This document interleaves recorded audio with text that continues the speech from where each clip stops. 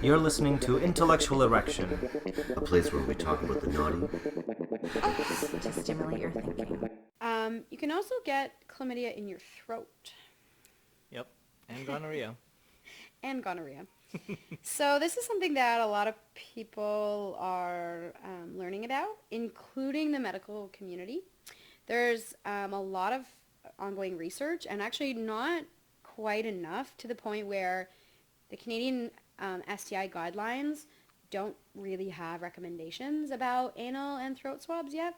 But practitioners are starting to do it because they're seeing cases of chlamydia and gonorrhea in the throat and in the rectum. You don't say. You don't say. I wonder why. Can I pause for a funny story? Chlamydia can also be in the eye. It's mostly, and this is like, we're going to get serious for a sec. It's mostly when people who are giving birth to babies don't know that they're positive or haven't treated chlamydia, and it actually passes to the eye of an infant.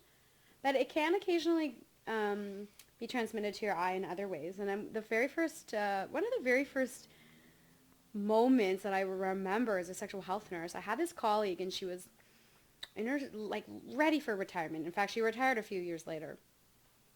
And we had this girl who had chlamydia of her eye. And she said to me, well, I just don't know how that happened. This is the other nurse, the older nurse. I just don't know how that happened.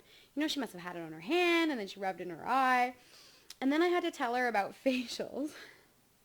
And the look on her face was priceless. It was like, people ejaculate in the eyes of other people? Yeah.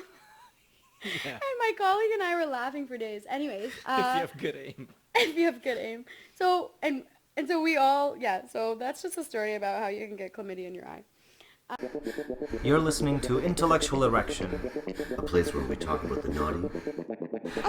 To stimulate your thinking.